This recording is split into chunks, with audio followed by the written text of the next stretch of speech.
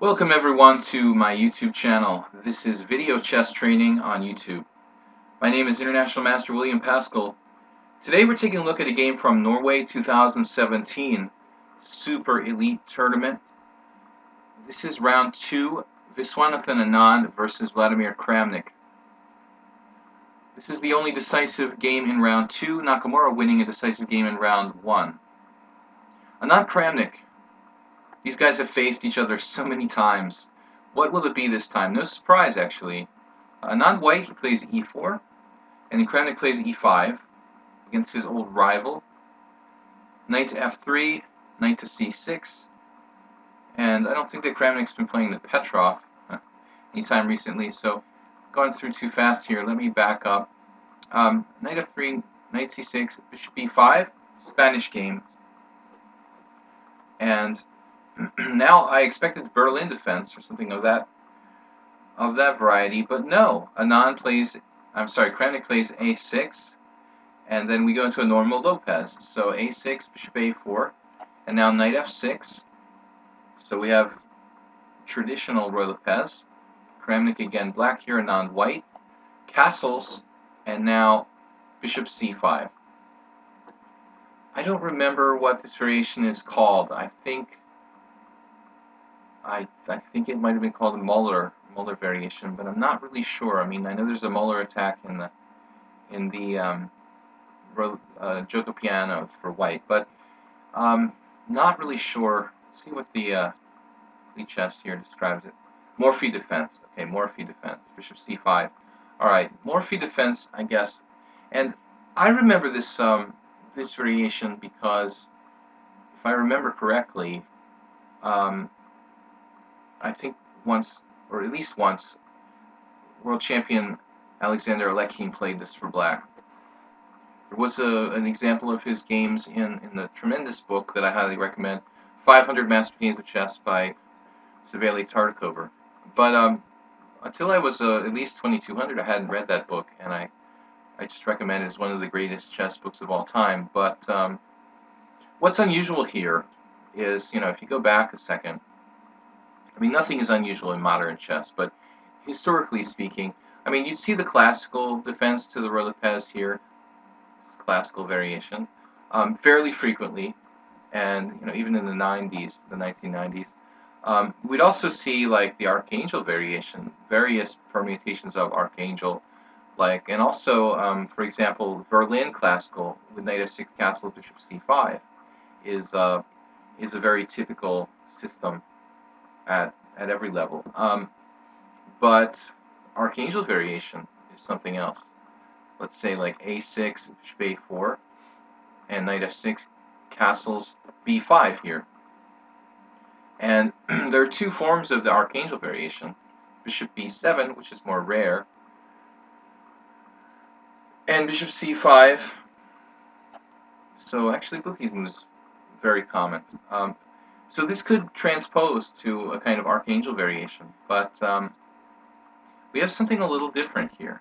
Anand playing bishop c5, and this move, bishop c5, it's only played 1,000 times in these master games referenced in Elite Chess Opening Explorer. 1,000 times with bishop c5. I mean, if we look at these other lines I was just talking about, like the Archangel variation, b5, bishop b3, there's 5,000, 6,000 games.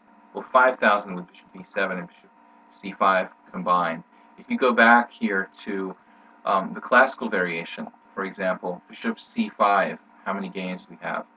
At least 1,500. And knight f6, castles, and Berlin classical with bishop c5, about 1,000 games. So there's all these similar variations, but this particular one, I always was kind of curious about this, that it wasn't more popular than it is. Like, is there something really wrong with black's setup here? Well, it's interesting because Anand here, didn't play one of the critical moves. I mean, the critical move is c3. This is played almost universally. If you see here, I mean, occasionally you'll see d3. I think that'll be a transposition from some kind of quiet d3 Lopez many cases white might play d3 early, and black will respond with bishop c5. But d3 doesn't seem critical. You can also go into forms of the exchange variation with bishop takes c6, and of course, it is possible to play knight takes e5 here.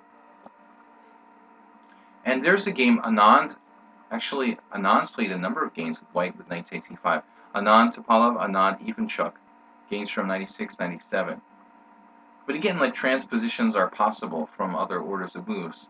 In any case, we reach a very strange position here because bishop c5, and Anand seems surprised. This is obviously not a typical choice for Kramnik. So Anand, sensing some kind of preparation, goes completely in a different path here. He plays knight to c3. And while there are thousands of games played, there are not many with knight to c3.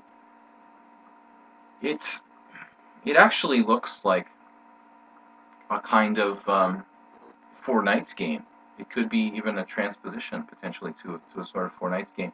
See here, oddly enough, Dominguez has played 3 games with this move. So maybe Anand interested, he decided to give it a try. Knight c3, and then b5, bishop to b3, and here again we have probable transpositions to archangel variation. After knight c3 and b5, this turns into an archangel with white playing knight c3. Castles doesn't look like the most flexible move, does it? I mean, it looks like d6 would leave black with more options. Castles d3 is normal, and knight d5 is the move. So obviously d3 protecting the pawn. This looks familiar to me. I think that this is known. I mean, h6 stopping bishop g5, and then knight d5. Now I don't think that Anand got confused about the theory. I mean, this is how all these games went. In fact, one Dominguez Dingley ran, which is quite recent, 2016. No, I think Anand came up with a really interesting idea here. This is fantastic. He's actually sacking a pawn. So, somewhere in his travels, I mean, definitely not in preparation for this game against Kramnik, Anand had picked up this variation, or had come up with this idea of sacrificing a pawn. And I think this is really, really cool. No better time than the present to try out something interesting like knight to d5. So here, Kramnik could decline the pawn sacrifice. He could play a move such as bishop b7, for example. But he's going to have to make a decision after d3 as to what to do. Maybe even h6 there.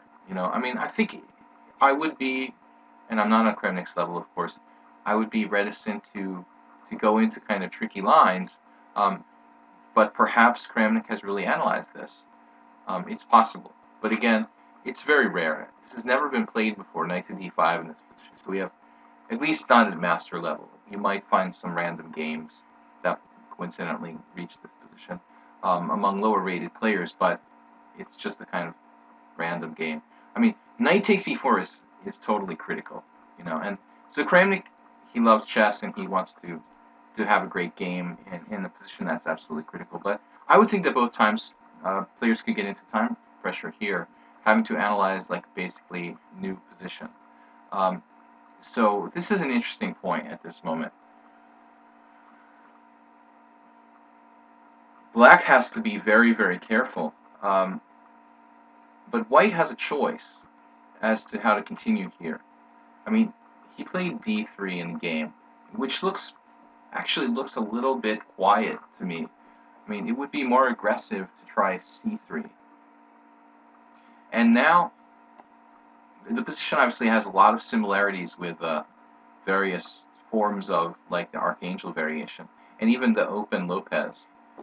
Here, the computer engine looks at knight takes f2. I thought this is pretty interesting, because after knight takes f2, rook takes f2, bishop takes f2, check, king takes f2, it's a very forcing variation where black has e4 at the end. And this move just completely takes the wind out of white's sails.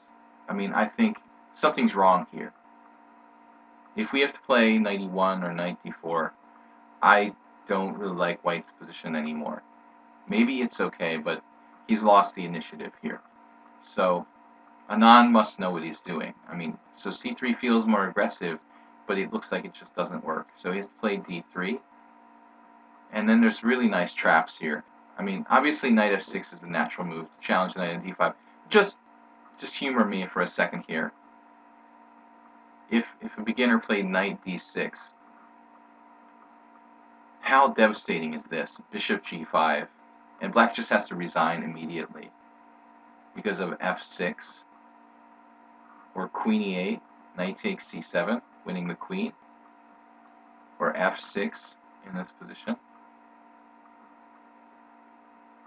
Knight takes f6 check, discovered, double check, king h8, and then we just take everything. Knight takes h7, winning the rook on f8, and it's just a disaster.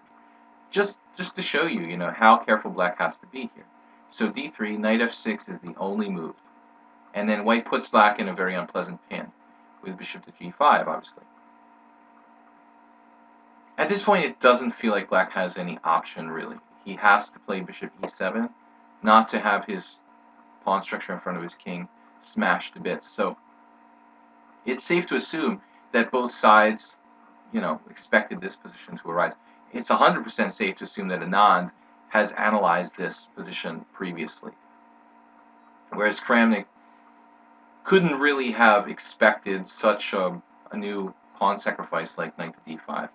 Kramnik, I think, is playing on his knowledge and intuition, whereas Anand probably had this position on the board in his laboratory at some point. But it looks like black's position is sound. So he takes the bishop, and, well, if we evaluate this position, what's going on? White is obviously down a pawn. But in exchange, white has the bishop pair, both of which look very good, very active. There's also a certain backwardness for black, kind of pressure that white has along the half-open file. White is simply better developed, ready to connect his rooks with something like queen d2 at any moment. Plus, there's the final key idea, which is d4. At some point, Anand can break the center with the move d4. So, material is equal, but I think if I had to choose, I would take the more dynamic side here. Even though the computer engine says 0.2 for black, I really like having the initiative, so I think I would choose to play white. Black has to play like the computer perfectly to have that tiny advantage that the engine claims it has. Rook e1, and now what? h6. And here, you know, I was thinking that white could potentially retreat the bishop the other way with bishop d2, but it just doesn't look like he has enough after that, because black's going to play d6, followed by bishop e6, neutralizing that bishop on b3. So we have to keep the pin. Anand has to keep the pin here. And obviously, if black plays g5, there are possible piece sacrifices with knight takes g5. I'm not sure if it works. Kramnik chose to develop with bishop to b7. You know, could we play g5 for black here? Knight takes, h takes, bishop takes. White is a very strong-looking attack. You know, typically black would play king g7 in this kind of situation. Let's see what would happen here. King g7, rook e3. This is the move.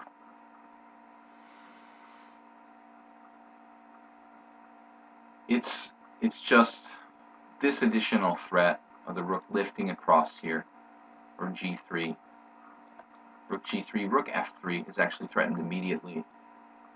So d6, preventing rook f3, discouraging rook f3, let's say. Just a beautiful variation. Bishop takes f6 check, queen takes f6 check, rook g3 check, king h7, and then bishop d5. Is this unreal?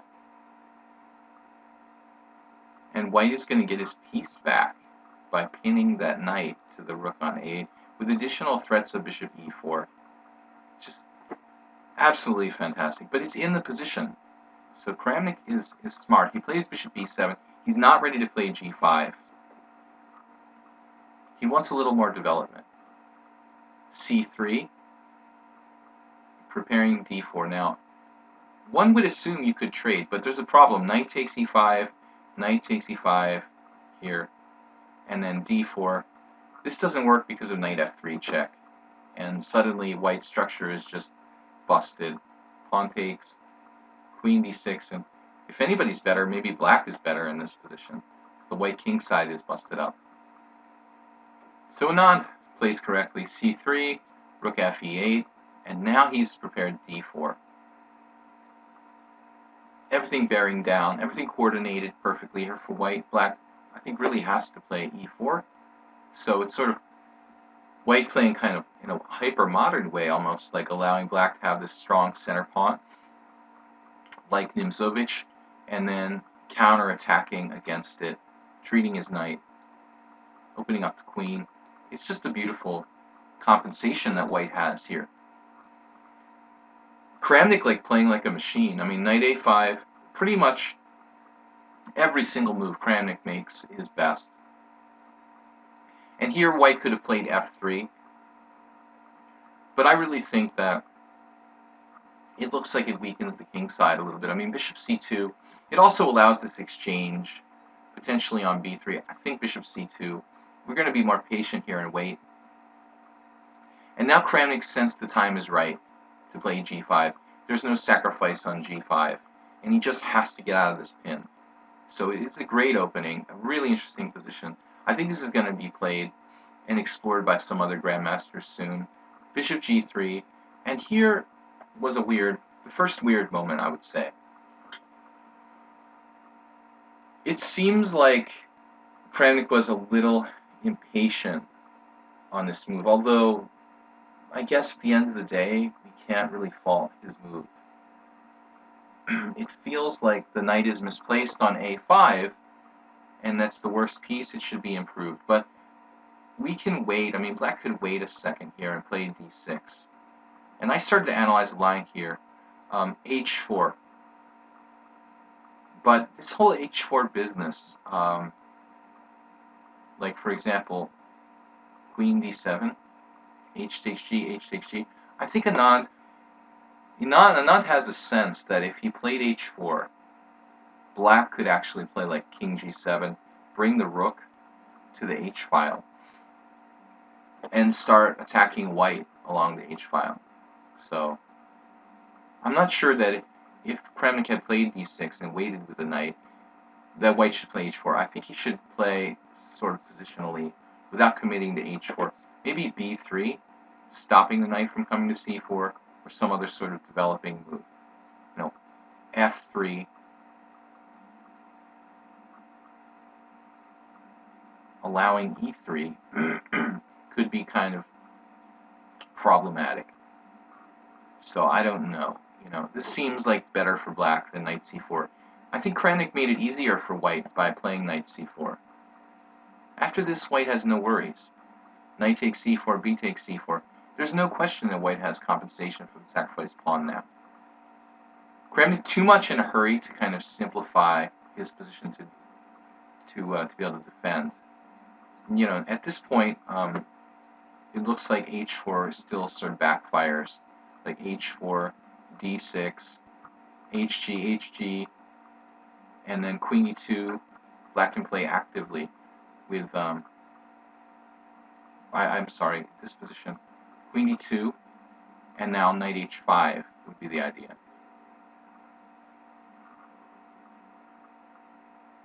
When again, I just don't see anything for Anand, you know. So I don't think h4 was ever really that dangerous. Anand played correctly here. I really think he did. So Kramnik has sort of, I don't know, rushing a little with knight c4, knight takes, pawn takes, white has a good game, plays simply b3. Anand has played, not h4, but b3. This is the game continuation. And it's difficult to say what black's best move is here. He can play bishop d5 in the game, queen e6, take pawn takes pawn. But I still kind of side with white, even though white is down a pawn. He has a better structure, less weaknesses, safer king, 2 bishops. Let's go with white, who's more dynamic here. Kramnik plays bishop d5, and this is an interesting move because a really creative player who's willing to take risks might have, like an Ivanchuk, might have grabbed this pawn on c7. Anand is a little more circumspect, and I mean, I don't think he wants to get his bishop like locked out there on a weird sort of area on a5. I mean, I think this is a kind of intuitive sort of decision. He just didn't know how he was going to coordinate his bishop with the rest of his pieces, but it was playable, and again, like a really creative Ivanchuk might have gone for it. So Anand plays here bishop e5. This is the worst move ever in this game so far. So it seemed to me that Vichy played basically perfectly until this point. And I'm just saying this from the perspective of a middle-aged chess player. Is it possible that Anand, his results have been so high lately? I mean, is it possible that he certainly just got a little bit tired at this point? That why would he play bishop e5 here? It looks like he just wants to draw. He just decided, okay, Vlad, you played okay. I think it's okay for black. I'm going to just wave the white flag and try to make a draw. I mean, I've certainly been guilty of similar stuff, but I don't expect that from Anand. Like, he's better here. He has queen e2, some kind of preparing move. Maybe setting up h4. Maybe doubling rooks. It's a lot of possibilities. But instead, he goes for this. This is a bad move. And it's easy for Kramnik. d6, bang, bang, bang, bang, and now looks like Anand's trying to make a draw from a position of strength. He went from better to worse in 4 moves, just as a question of getting tired. Maybe Anand's a few years older than Kramnik. I was thinking Anand is around 47 and Kramnik must be early 40s. So there's a 5-year difference or something. I'm not sure about the exact correctness of that, but I'm just estimating from what I recall. But is it the question of a middle-aged player getting kind of tired? Here, another tiny mistake. It feels like the way he plays it would be better to play bishop takes e4 because rook takes. This is the game. Bishop takes, and black just grabs the file. It just seems like Kramnik, in a simple position with equal material, symmetrical pawns, simply has more active pieces, more space, and a tiny edge. If you play instead bishop takes, you don't cede the file to black. And I think this would be better, like slightly tiny bit better. So anyway, Anand's probably right. This is probably a draw. White has some kind of tiny disadvantage, and but it's Kramnik, who's just a tremendous technical player. You don't want this position against Kramnik. You don't want this position against Magnus Carlsen. Someone like that, maybe a tactical guy like Shirov. Okay, he wouldn't really care so much about this minuscule advantage. Even he would appreciate it, but there's certain players who enjoy this sort of torturous, tiny edge more than others, and I think that Kramnik and Carlsen are the kind of guys you don't want to give this to. So Anand unnecessarily giving him a tiny edge, and now he trades pieces, and Kramnik is just into technical mode. Tiny edge, queen e6, most accurate. Bishop takes, queen takes now, up to point 4. Anand now at this point realizes he's a tiny bit worse, or significantly worse. Probably too late to offer a draw. Plays the best move, queen b3, and then now the problem is black's not going to cooperate. He's not going to trade queen d3 or queen e2, and now we make Luft. This should be a draw, but white has to play perfectly. And one of the problems for white is where to put this rook on a1. Black has two active pieces, whereas white has just one. The rook is unable to really come into the game effectively. He could play rook b1, but the piece just simply is on prise on b1, and it needs to protect kind of the back rank. So the king is like more vulnerable than black's king. King g7, rook d1. This move doesn't really do anything. Queen e2, and now look what Anand is forced to do. He has to play rook f1. This is a serious problem. Not putting too much emphasis on the computer evaluation, because I don't think the computer truly understands the position. White just doesn't have any active plan here, and black can slowly create little threats. Rook e6, I thought this was an excellent move. I mean, just a kind of waiting move. It's stable. The rook is a good defender. It has lateral potential. It's very active on the open file. It's in the game, and the white rook is not in the game. There's no way this is completely okay for white. Yet, you know, you would assume that a level of 2770, I mean, players like Anand would manage to draw this position. But I think another thing that's happening is that time controls are getting faster and faster. And because of that, many endgames where, you know, if white had an hour to play this endgame, you know, maybe he would hold. But since we're only getting 30 minutes in many cases, I'm seeing so many games where credible top grandmasters can't hold drawable positions like this. It's sort of insane. So I'm not in favor of the fast time controls that basically erase the endgame from competitive chess, erasing quality endgames from competitive chess. Witness here the following endgame: Queen d5, Queen d2, Queen c4, a5. Now, this is interesting to note here. It's move 33. So with a 40 move time control, Anand is probably in time pressure. But this was a strange moment here. Is Anand just tired? He can play a4. Or he could play a neutral move. I mean, just for argument's sake, what would happen if you played rook e1 check, take? I'm not sure. Just hypothetically. Even like rook e1, rook b1, excuse me. Might not be so bad, but obviously the safest move is a4, getting that pawn out of take. And it doesn't look like, you know, Kramnik is going to make progress here. Although he stands better, for example, rook e7, guarding the pawn. I mean, how is Kramnik going to win this with this tiny advantage he has? But Anand, in time pressure or just getting tired, plays queen takes c7.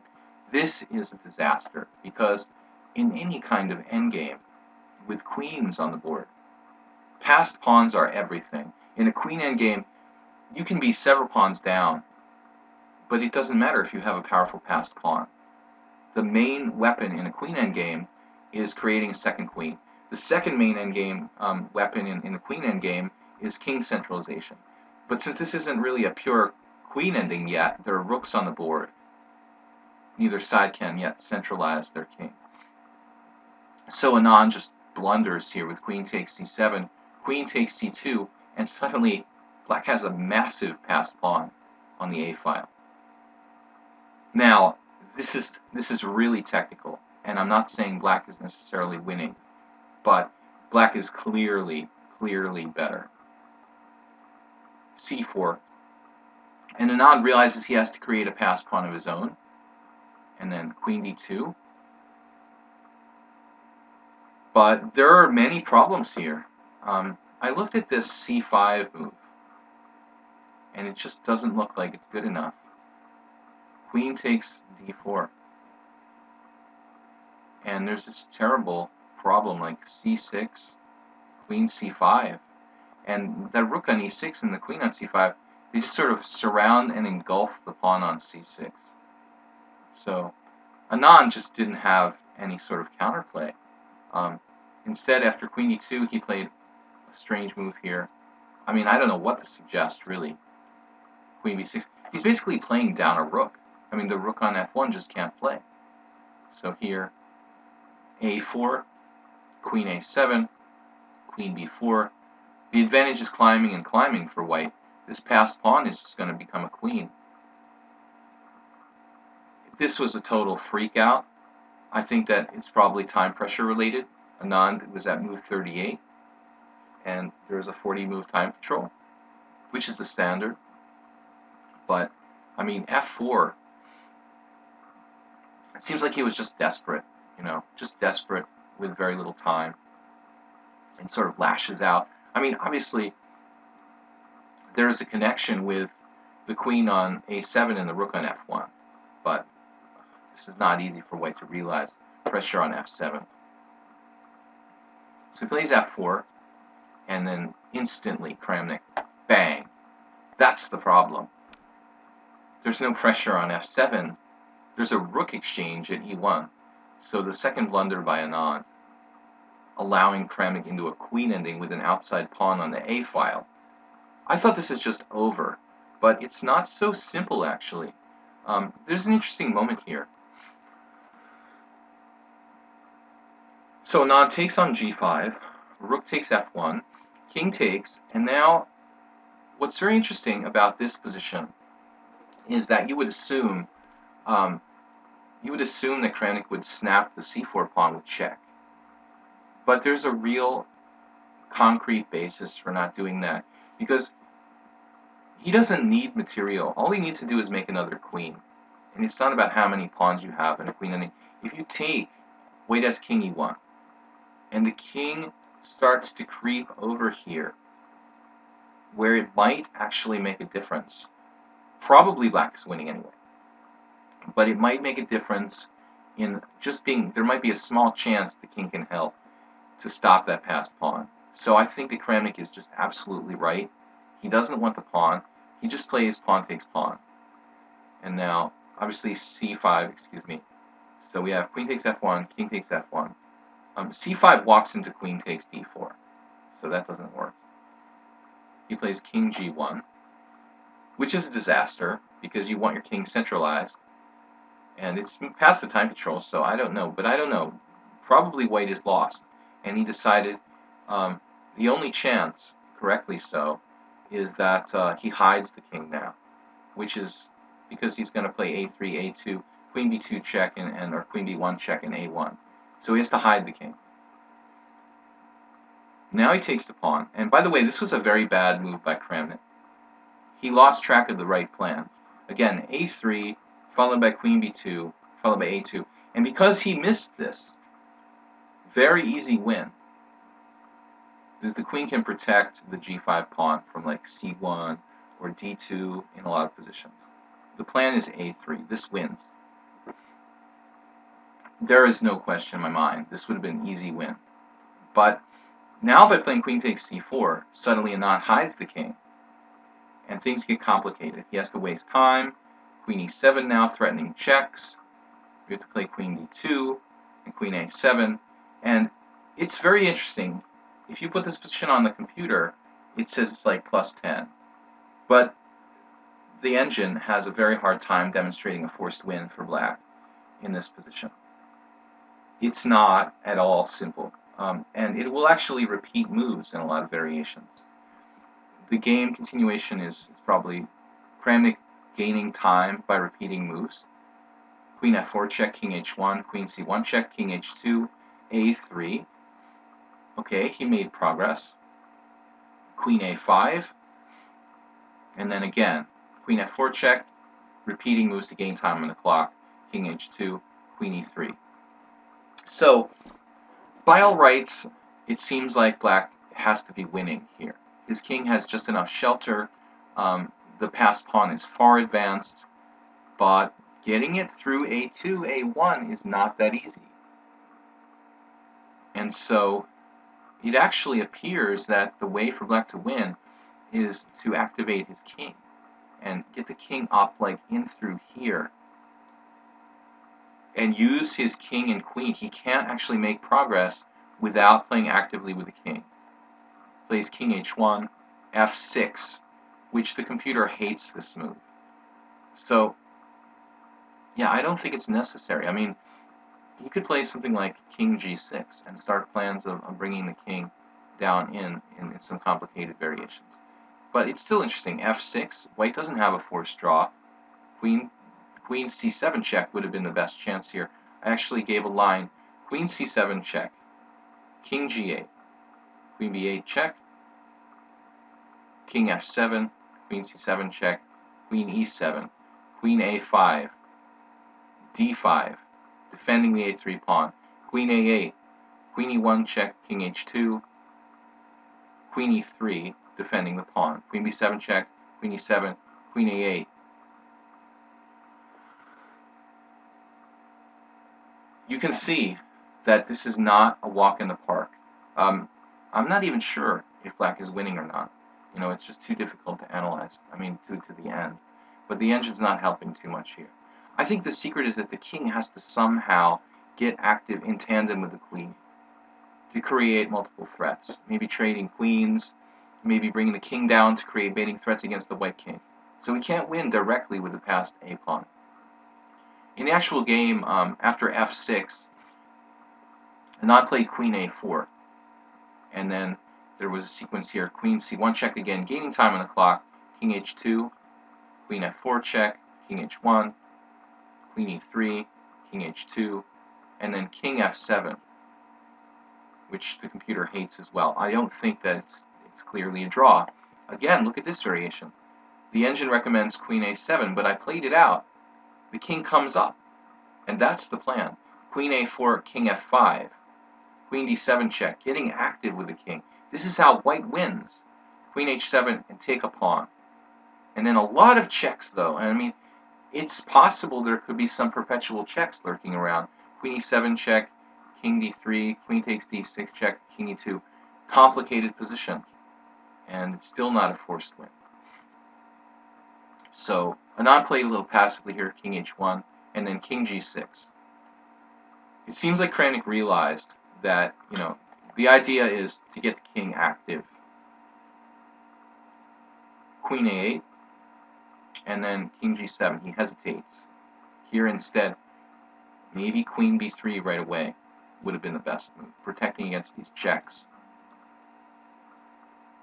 King g7, queen e7 check, excuse me, queen b7 check, king g6, queen a8, creating the maximum checking, and then an excellent move by Kramnik, who I'm sure might not have had that much time. The absolute best move, queen b8. And, I mean, naturally, there's this queen e8 check. But the problem with it is king f5. That's the secret move. And then I think white is lost because of king f5. So Anand played queen e4 check. And then king g7, queen e7 check. And Kramnik plays queen f7. For a moment, the engine said plus 20. But is this that easy to win? Let's just play some moves here. Anand actually lost in this position, but is it so simple? If we play queen e2, a2, and then blockade, let's say queen a6, queen b3, king h2, queen b2, ready to queen, queen a7, king g6, and now we're going to make a second queen.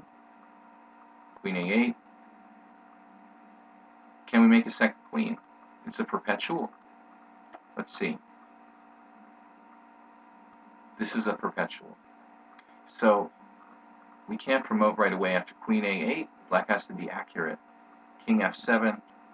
It's, you know, not that easy. Queen d5 check, king g7, and then eventually we're going to make a queen, and white will not have perpetual check. But if it was your position and you're an amateur player, I mean, I think that it's safe to say this was like a slightly premature resignation. Anand should play a few more moves. I mean, it's possible he lost on time. I'm not really sure. But if he did resign in this position, okay, it's Kramnik, but I would make sure play a few more moves here. I recommend most players playing this out a few more moves until it's really obvious that you don't have perpetual check and that black is going to promote that pawn. So definitely fight it out here. But anyway, I just thought a really interesting game. I mean, first of all, a fantastic pawn sacrifice in the opening. That's totally new to theory. And like a good struggle where Anand seemed to just kind of like stop pushing after 20 moves.